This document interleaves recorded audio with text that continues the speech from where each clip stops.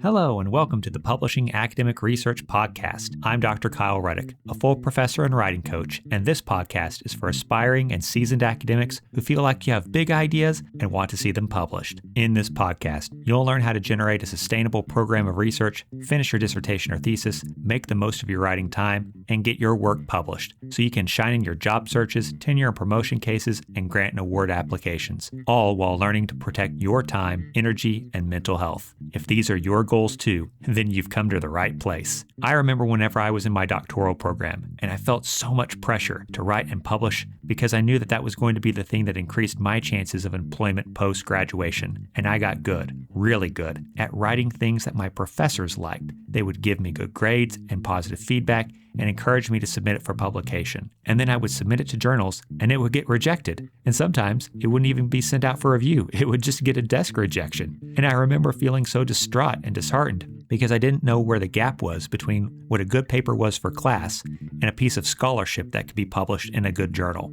And as I went on in my doc program, I became increasingly anxious because I knew that publication was important for me to get a job and then my next steps of getting tenure and promotion and just having a career in academia. If you're listening to this, then maybe you've gone through that anxiety as well. That gnawing doubt that comes with knowing that you've gone through your bachelor's, your master's, your doctoral program. You've sacrificed all of this time and money and maybe even some of your mental and physical health. And if this doesn't work out, then you might think of yourself as a failure. I mean, certainly that's how I felt. I felt like I had made a terrible decision to pursue my doctorate and that I was going to end up without a job and was going to have to move back to my family and friends as a failure. It wasn't until the last year of my doctoral program that I submitted a piece to a very good journal and it made it through the editor and it went out to reviewers and it came back with a revise and resubmit decision. And the editor wrote in his decision, "The content of what you've written here is really good, but we need you to write it in a way that the readers of this journal are going to hear it." And as we went through multiple revisions of the essay, I could see how his advice was changing the paper from being an essay of what I wanted to say to an essay of what the audience of that journal was going to hear,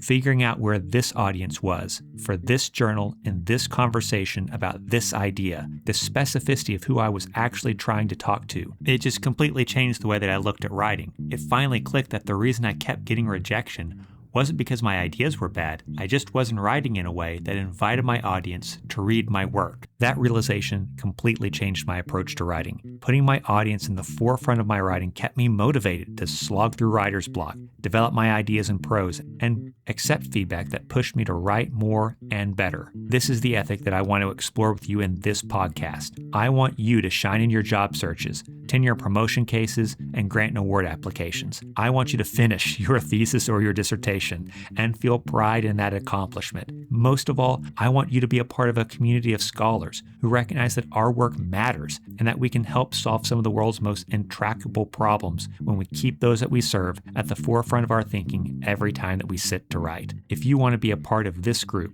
to learn how to grow as a scholar while juggling all that life has to throw at you, then please listen, subscribe, leave me a review, connect with me. I look forward to sharing some of my hard-won lessons that I've learned in my time in academia and translate those experiences into habits, rituals, and practices that you can take every day into your writing. So keep healthy, keep writing, and don't let reviewer 2 get you down.